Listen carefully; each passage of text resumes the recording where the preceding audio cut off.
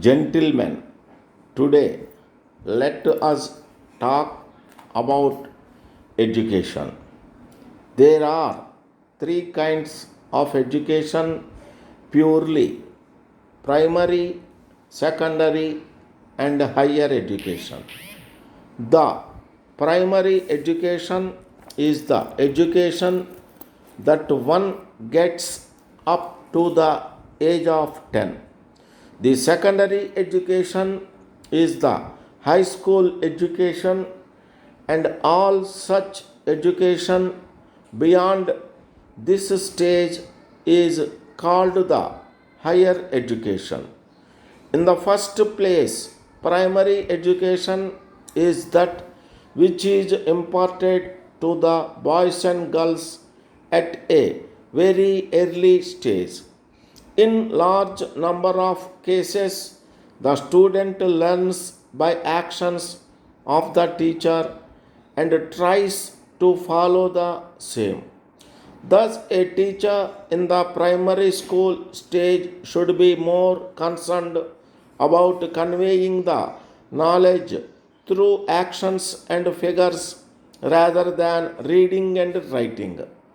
But it has not been so during the last decade.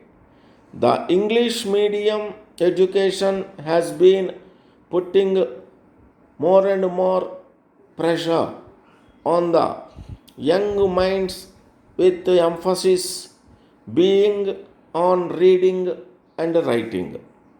He is burdened with lot of homework, and the student is left with no or little time for play. It is a fact that the student becomes disinterested to education, and this is the reason for a large number of students dropping out of the schools. Of course, there are other reasons for this also. In olden days, the students at this stage were taught great stories which had high moral values, and the minds of the students were filled with national pride and honor. They used to know the difference between good and bad, and the he should not do that which affects the people around. All these things make a boy a good citizen. At the high school stage, the main trust has been on the learning of various subjects of daily life, such as geography, history, and sciences. By this time, a student would have developed the capacity to reason using the knowledge imparted by the teachers. It is the duty of the teacher to rouse the passion for learning in the student and provide him with an opportunity to explore the knowledge available at hand. Some field work would certainly educate the boys and girls to know the value of hard work and enjoy the fruits of labor.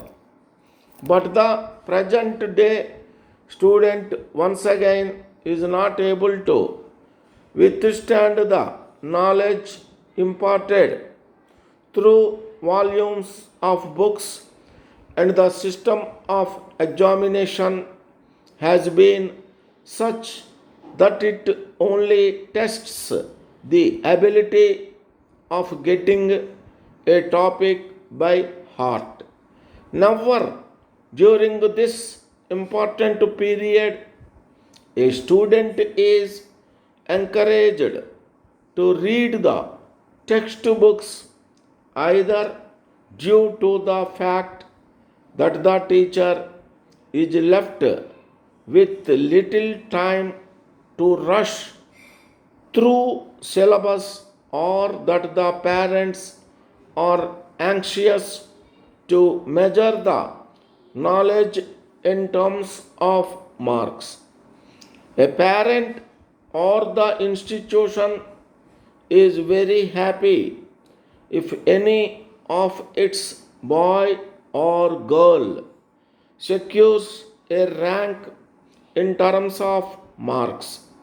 He may be good in theory but very poor in practice. Many elders feel that this system of education damages the intelligence of the student and does not, in fact, enable him to learn.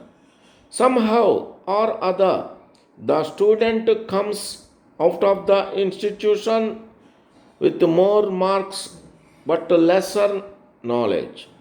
The next stage is the real place for a student to fulfill his thirst for higher knowledge. If a person has real interest, he would be able to taste the essence of learning, which in some cases spans over the decade.